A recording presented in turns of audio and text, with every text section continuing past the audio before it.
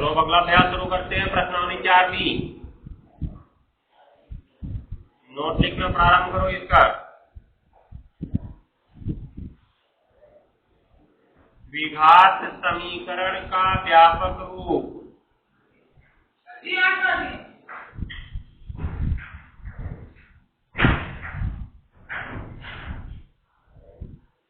द्विघात समीकरण का व्यापक रूप।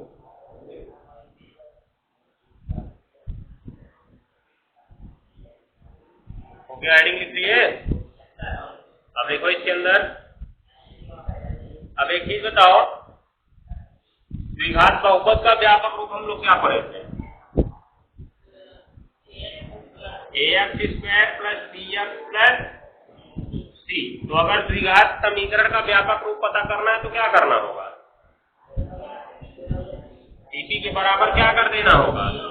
0 कर देना होगा। क्यों जी? क्योंकि बहुपद के बराबर 0 करने पर समीकरण बनता है। तो अगर बहुपद का व्यापक रूप ax² plus bx plus c है तो उसके बराबर 0 कर दो तो द्विघात समीकरण बन जाएगा। ये द्विघात बहुपद का व्यापक रूप था, बराबर 0 किए तो क्या हो गया? द्विघात समीकरण का व्यापक रूप हो गया। कोई अंतर नहीं होगा। जहां e बराबर क्या था? x² का गुणांक, इसको याद कर लो। b बराबर किसका गुणांक? x का गुणांक। ध्यान देना, x के सामने जो रहेगा उसे b मानेंगे। और c अचर पद अर्थात जिसमें x नहीं लगा होगा वो क्या होगा? अचर पद होगा। हो गया ना? तो बस लिखेंगे इसके अंदर, किसी द्विघात समीकरण का व्यापक रूप निम्न प्रकार होता है। किसी द्विघात समीकरण का व्यापक रूप निम्न प्रकार होता है।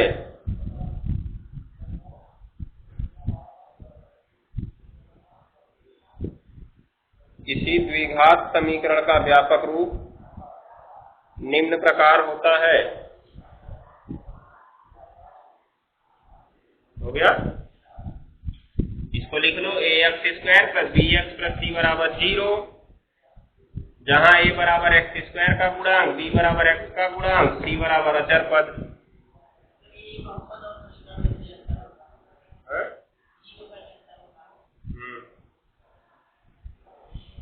ले आओ किताब दो।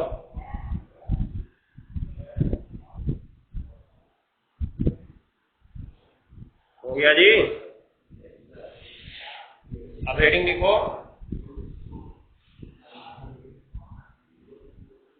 हेडिंग लिखो, द्विघात समीकरण के मूल, या एक मिनट, समीकरण के मूल लिखो। हेडिंग, समीकरण के मूल। समीकरण के मूल।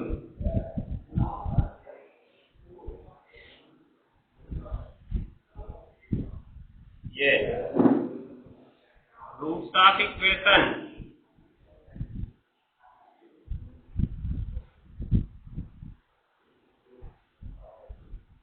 Roots of equation, ROOTS, roots of OF equation, EQUATION। बता रहे हैं, लिखवा रहे हैं।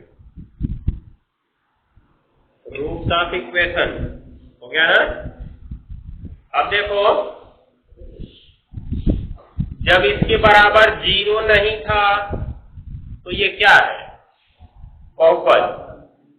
इसको भी हल करके हमने दो मान अल्फा और बीटा निकाला था। उस अल्फा और बीटा को इसका क्या कहे थे? शून्यक कहे थे। द्विघात बहुपद का शून्यक। ठीक है? जब इसके बराबर हो गया 0 तब यही बदल गया बहुपद से समीकरण में। किसमें बदल गया? बहुपद से समीकरण में। तो अल्फा बीटा का नाम शून्यक से बदल के मूल हो गया। अर्थात अल्फा और बीटा कोई, अर्थात समीकरण के मूल कोई अलग चीज नहीं है। द्विघात बहुपद के शून्यक ही है, बस बराबर 0 होने के कारण क्या हो गए हैं? शून्यक से बदल के मूल हो गए। क्यों? क्योंकि बहुपद में फिक्स होता है कि उसे शून्य ही करना है। बहुपद में फिक्स होता है कि उसे शून्य करना है, लेकिन समीकरण में ये फिक्स नहीं होता है कि उसको शून्य ही करना है। जैसे अभी फिलहाल की स्थिति में कह सकते हैं कि x का वह मान जिसे इसमें रखने पर इसका मान शून्य हो जाए, ठीक है। लेकिन अगर हम इसको ऐसे लिख दें ax² + bx बराबर -c, तब कहेंगे क्या कि इसमें x का मान रखने पर इसका मान शून्य हो जाए? नहीं। तो हम क्या कहेंगे इसमें कि द्विघात समीकरण या किसी भी समीकरण में, पहले समीकरण का मूल पढ़ेंगे ना हम लोग, तो किसी भी समीकरण में चर पद का वह मान, किसका? चर पद का वह मान जिसे समीकरण में रखने पर, अब समीकरण में कितने पक्ष होते हैं? 2 पक्ष, तो यही हमको बोलना है, जिसे समीकरण में रखने पर समीकरण के दोनों पक्ष आपस में क्या हो जाते हैं? बराबर हो जाते हैं। क्या हो जाते हैं? बराबर हो जाते हैं। क्या कहलाता है? समीकरण का मूल कहलाता है। जैसे अगर इसमें x की वैल्यू रखेंगे तो दोनों पक्ष 0 0 हो जाएंगे ना। इसमें x की वैल्यू रखेंगे तो दोनों पक्ष -c और क्या हो जाएंगे? -c हो जाएंगे, तो वही शून्य कहलाएगा। हो जाएगा। समीकरण में ये आवश्यक नहीं कि हमेशा वो व्यापक रूप में ही हो, ऐसे भी तो हो सकता है समीकरण बराबर कुछ गिनती भी तो लिखी जा सकती है, तो याद रखे रहना। इसीलिए समीकरण में हम 0 नहीं कहते हैं, समीकरण में हम कहते हैं कि दोनों पक्ष क्या हो जाते हैं? बराबर हो जाते हैं। बहुपद में तुम्हारे पास 2 पक्ष था नहीं, तो शून्य कहना हमारी मजबूरी थी कि वहां पे फिक्स था, हमको शून्य कहना ही कहना है। क्यों? क्योंकि बराबर कुछ था ही नहीं, तो बराबर हम क्या करेंगे? शून्य ही तो करेंगे। ये याद रखे रहना। बहुपद में शून्य कहना है और इसमें दोनों पक्ष बराबर कहना है, लेकिन अर्थ दोनों का एक ही है कि नहीं है? अभी इस सी को इधर कर ले तो देखो 0 हो जाएगा कि नहीं हो जाएगा? होगा ना। अर्थ दोनों का एक ही है, बस बोलने का तरीका हमारा बदला हुआ है। वहां पे हमने फिक्स कह दिया कि शून्य हो जाएगा, क्योंकि उसके बराबर कुछ था नहीं, तो शून्य ही होगा। लेकिन यहाँ पे बराबर हमको बता दिया गया ना, बराबर शून्य बता दिया तो शून्य लाना रहेगा, बराबर -c बता दिया तो -c लाना रहेगा। होगा कि नहीं ऐसा? तो लिखेंगे इसमें हम लोग समीकरण के मूल में लिखो, किसी द्विघात समीकरण में, किसी समीकरण में, द्विघात मत लिखना अभी, किसी समीकरण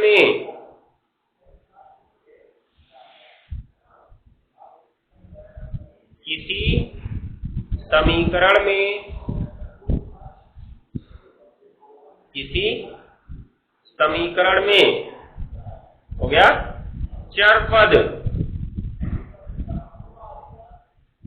के वे मान, चर पद के वे मान जिन्हें समीकरण में प्रतिस्थापित करने पर, जिन्हें समीकरण में प्रतिस्थापित करने पर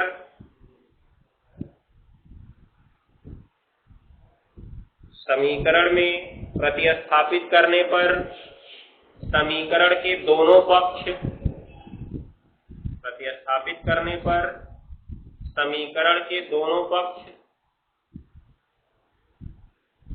समीकरण के दोनों पक्ष आपस में समान हो जाते हैं। समीकरण के दोनों पक्ष आपस में समान हो जाते हैं,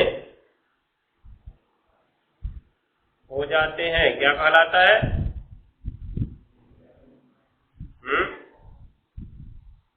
क्या कहलाता है? समीकरण का मूल कहलाता है, समीकरण का मूल कहलाता है। हो गया ना। तो अब जैसे मान लो हमारे पास एक समीकरण है x² + 5x + 6 = 0। इसमें x के ऐसे मान रखे जाएं जिनको रखने पर इसका दोनों पक्ष क्या हो जाए जी? समान हो जाए। हो गया ना। तो x बराबर रखते हैं -2, क्या रखते हैं? तो -2 का वर्ग + 5 × -2 और प्लस क्या? 6 बराबर 0। तो 2 का वर्ग 4 ± -10 और +6 बराबर 0। +6 और +4 जुड़ गए 10 - 10 बराबर 0। तो 0 बराबर दोनों पक्ष बराबर आ गए ना। देखो ये LHS होता है, इसको पढ़ते हैं left hand side. Left hand side का मतलब दायां पक्ष है, बायां पक्ष। और जो बराबर के इस साइड में होता है दाहिने हाथ पे ना ये, तो इसको बोलते हैं राइट हैंड साइड। हो गया, इसको बोलते हैं दायां पक्ष। ये याद रख लेना। तो इनको तीन चीज कहा जाता है, या तो पूरा लेफ्ट हैंड साइड कहो, या तो बायां पक्ष को, या LHS को। हम सामान्य रूप से LHS ही लिखते हैं, हो जाएगा। और इसको RHS लिखते हैं राइट हैंड साइड, इसको कहते हैं दायां पक्ष। दोनों बराबर आ गए ना, इसलिए -2 इस समीकरण का क्या है, मूल है। दिख रहा है? तो जिस मान को रखने पर दोनों पक्ष बराबर आए वही मूल होगा, अन्यथा नहीं होगा। छाप लो इसको।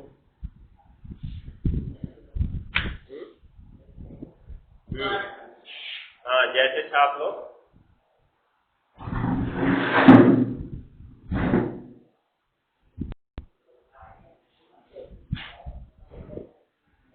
अब नीचे लिखो एक इंडिकेट पॉइंट।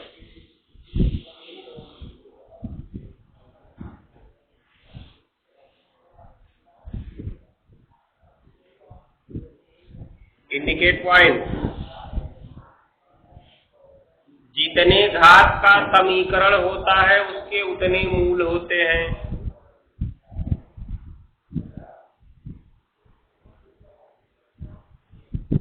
जितने घात का समीकरण होता है उसके उतने मूल होते हैं।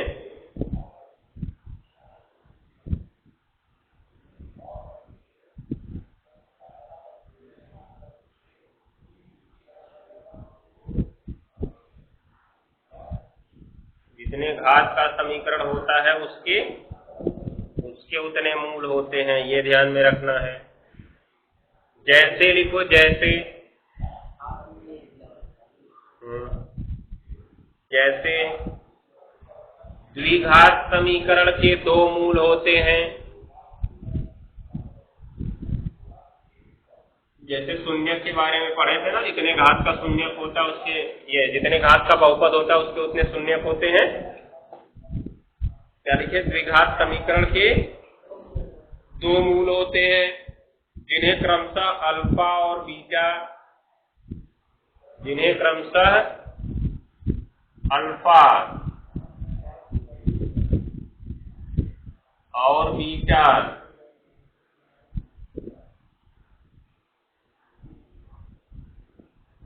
में बी की पूंछ नीचे निकली होती है, जिन्हें क्रमशः अल्फा और बीटा मानते हैं।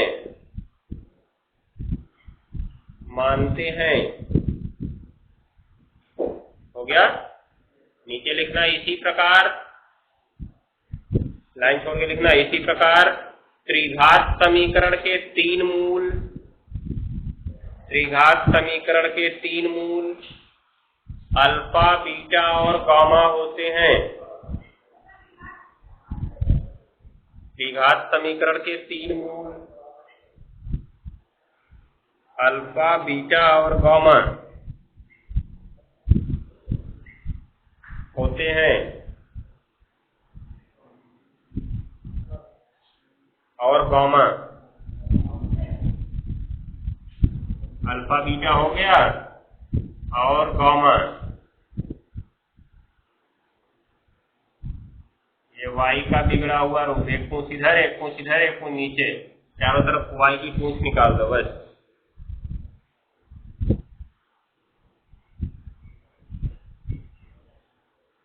हो गया?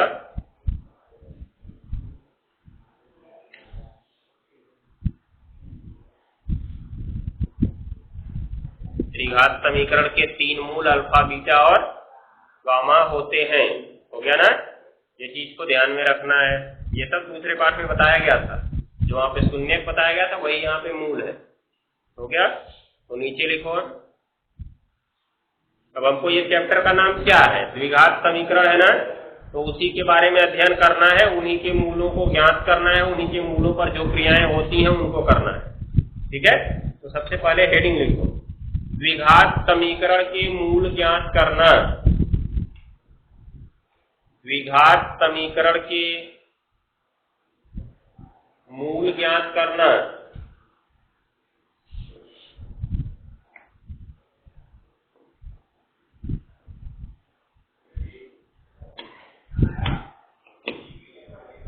द्विघात समीकरण के मूल ज्ञात करना हो गया। तो लिखो, द्विघात समीकरण के मूल निम्नलिखित दो विधियों से ज्ञात होते हैं। द्विघात समीकरण के मूल निम्नलिखित दो विधियों से ज्ञात होते हैं। द्विघात समीकरण के मूल निम्नलिखित दो विधियों से ज्ञात होते हैं।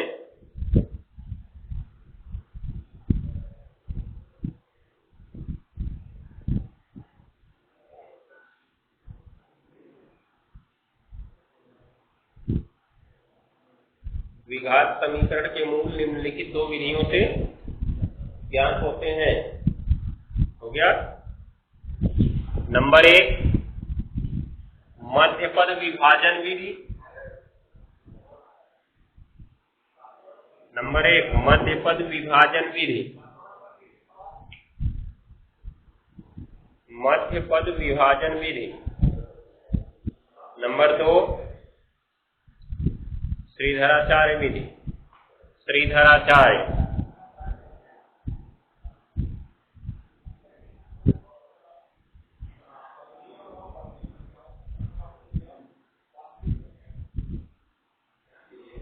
हो गया ना। और विधि है, और विधि से निकाल सकते हैं। एक तीसरा लिख लो, तीसरा भी पूर्ण वर्ग विधि। हाँ, पूर्ण वर्ग विधि हो गया। इसको संभवतः इसके बाद वाले चैप्टर में पढ़ना है।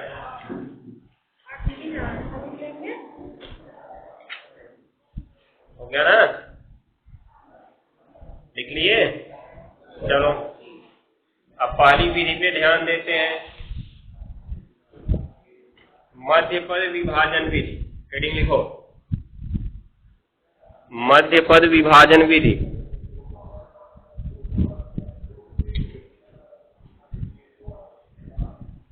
इस विधि में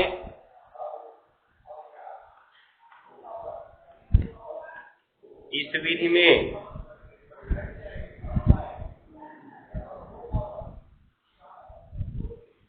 इस विधि में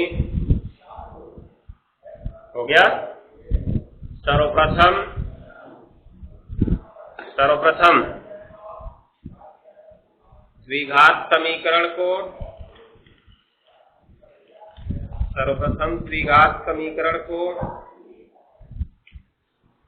व्यापक रूप में बदलते हैं। ध्यान देना, इस विधि में सर्वप्रथम द्विघात समीकरण को व्यापक रूप में बदलते हैं। हो गया। मतलब अगर किसी भी प्रकार से लिखा है, जैसे अगर इस तरह से लिखा है 3x² बराबर 8x + 4, ऐसे लिखा हुआ है ना, पहले इसको क्या करोगे, एक साइड में ले आओगे सबको, तब ये बदला व्यापक रूप में। व्यापक रूप के लिए सभी पद एक तरफ होते हैं और बराबर क्या होता है, 0 होता है। तो ऐसा ही सबको कर लेना है। हो गया। फिर लिखो, फिर उसका मध्यपद बांटकर गुणनखंड कर लेते हैं। मध्यपद बांटकर गुणनखंड कर लेते हैं।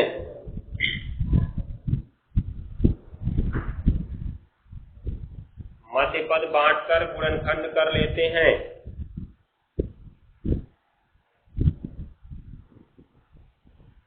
हो गया। और दोनों गुणनखंडों को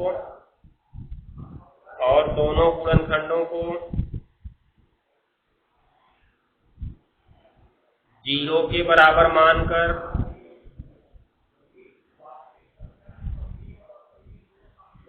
दोनों गुणनखंडों को 0 के बराबर मानकर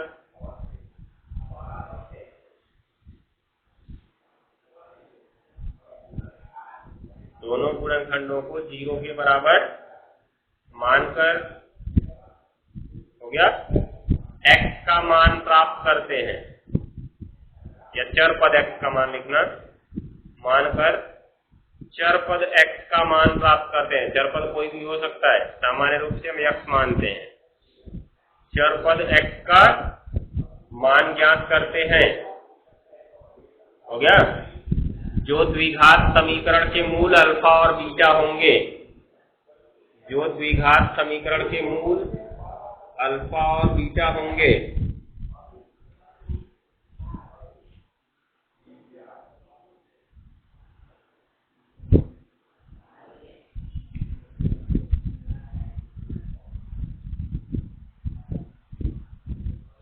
हो गया ना।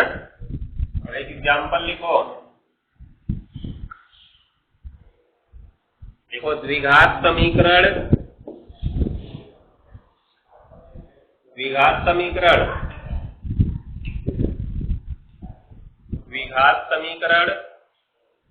3x स्क्वायर 3x² हो गया प्लस 14x बराबर 51 के मूल ज्ञात कीजिए, के मूल ज्ञात कीजिए, हो गया ना। तो ध्यान दो क्या दिया है, 3x² प्लस 14x बराबर, तो सबसे पहले तो ये व्यापक रूप में नहीं है, क्योंकि व्यापक रूप के लिए सभी एक तरफ होने चाहिए और बराबर क्या होना चाहिए, 0 होना चाहिए, ठीक है।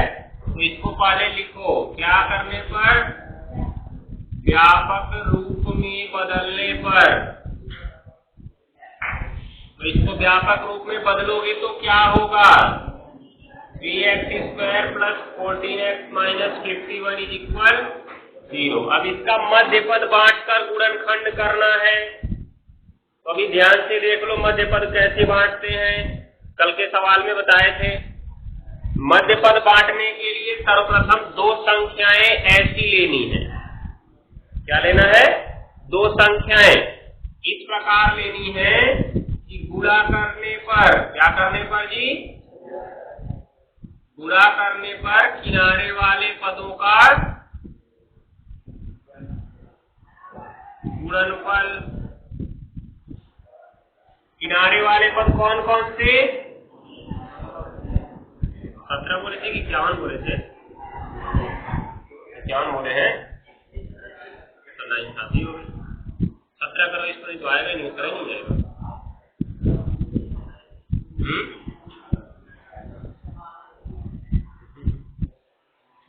हो गया ना। तो देखो गुणा करने पर किनारे किनारे वाले पदों का गुणनफल 3 गुणा कितना जी, 17 मतलब 51। और देखो चूंकि अचर पद का चिन्ह क्या है, ऋणात्मक है ना, इसलिए घटाने पर, ध्यान देना, अचर पद के चिन्ह से हमको पता चलेगा कि जोड़ने पर आना चाहिए कि घटाने पर। एक बार यहाँ पे लिख लो विस्तार पूर्वक, और सवाल लगाते समय मत लिखना, ठीक है, दिमाग लग जाएगा तो सीधे बांट लेना। इसलिए घटाने पर कौन सा पद आना चाहिए, बीच वाला पद। और अगर अचर पद धनात्मक होता तब यहाँ पे जोड़ने पर बीच वाला पद आना चाहिए। बीच वाला पद क्या, देखो ये बीच वाला है और ये किनारे किनारे है, तो किनारे वाले पदों का गुणनफल। चर पद मत देखो, केवल संख्या देखो क्या है, इसकी संख्या 3 थी, इसकी संख्या 17 थी। अगर सामने कुछ नहीं होता तो एक ही रहता ना, तब यहाँ इसका गुणा होता। तुम लोग की कलम बहुत जल्दी जल्दी चलती है, धो देंगे तुम लोग को एक दिन। हो गया ना, 3 गुणा 17 बराबर 51 हो गया, और चिन्ह माइनस है इसलिए घटाने पर बीच वाला पद अर्थात 14। तो 2 संख्या ऐसी निकालो जिनको गुणा कर दें तो 51 आ जाए, घटा दें तो 14 आ जाए। 17 और 3 जो यही गुणा हुआ था, 17 माइनस 3, 17 की 51 होता है, 17 में से 3 गया कितना होता है, 14 होता है। तो वो दोनों संख्याएं क्या है, 17 और 3 है, उन्हीं को घटाना है। और ये कौन सी विधि है, मध्य पद विभाजन विधि है ना। तो जो 17 माइनस 3 लिखेंगे कहाँ लिखेंगे, मध्य पद की जगह। तो लिखेंगे संख्याएं कौन कौन सी हैं, 17 व 3 है, इसलिए 17 माइनस 3 मध्य पद में लिखा जाएगा, या मध्य पद में किसके स्थान पर लिखा जाएगा, 14 के स्थान पर लिखा जाएगा। इसमें आधे लोग को आ रहा होगा तो कहेंगे सर जी हमको मूर्ख बना रहे हैं। ध्यान देना। तो 3x² प्लस 14 की जगह इस 17 माइनस 3 को लिखोगे। देखो दोनों संख्याएं क्या थी, 17 और 3 की, जिनका गुणा करने पर 51 आया और घटाने पर कितना आया, 14। तो घटाने पर आया, इसलिए हम भी घटा के लिखे हैं 17 माइनस 3। इसको मध्य पद में किसके स्थान पर लिखेंगे, 14 के स्थान पर, क्योंकि मध्य पद विभाजन विधि है, इसलिए मध्य पद की जगह ही हमेशा लिखना है। 17 माइनस 3 यह, और माइनस कितना, 17 बराबर 0। अब इसका गुणा कराओगे यक्ष का, इसमें देखो 3x² प्लस लगा है ना, 17 का गुणा यक्ष में 17x, माइनस 3 का गुणा यक्ष में माइनस 3x, और माइनस कितना, 17 बराबर 0 हो गया ना। अब दोनों में से कॉमन किया जाए, पहले दो में से कॉमन क्या होगा,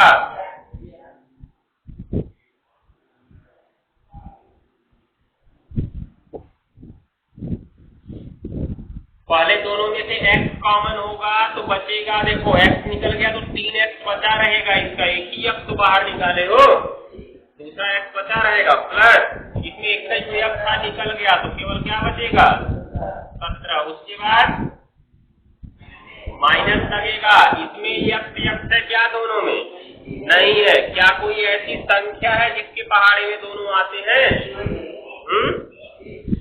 एक है, एक के पहाड़ दोनों आते हैं, और किसी के पहाड़े नहीं आते, इसलिए जब कुछ नहीं कॉमन दिखता है तो क्या कॉमन करते हैं, एक कॉमन करते हैं। ध्यान दिए रहना, एक निकालोगे तो इसमें जितना बचा था वही बचा रहेगा।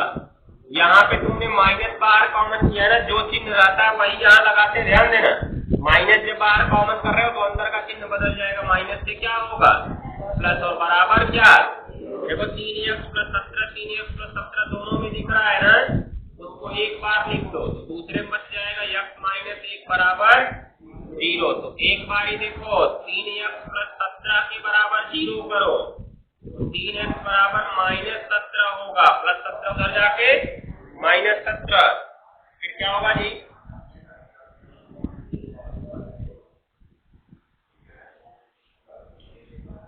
हो गया। तो x बराबर माइनस 17/3, यही हमारा होगा पहला मूल, अल्फा बराबर माइनस 17/3 दिख रहा है, आधा आधा बांट दो। इसके बाद से देखो दूसरा वाला x माइनस 1 बराबर 0, तो x बराबर 1, यही हमारा दूसरा मूल, बीटा बराबर क्या होगा 1 हो गया। इस तरह से इसको हल कर सकते हो, तो हल कर लो। द्विघात समीकरण का मध्य पद विभाजन विधि हो गया, बाकी का काम कल देखा जाएगा। दूसरी विधि कल बताएंगे, श्रीधराचार्य विधि। अब इस विधि से जितने सवाल लगेंगे दूसरे अभ्यास का सब सवाल लगा के ले आना। प्रश्नावली 4 भी लगभग सब इसी रूल पे लगेंगे, ठीक है।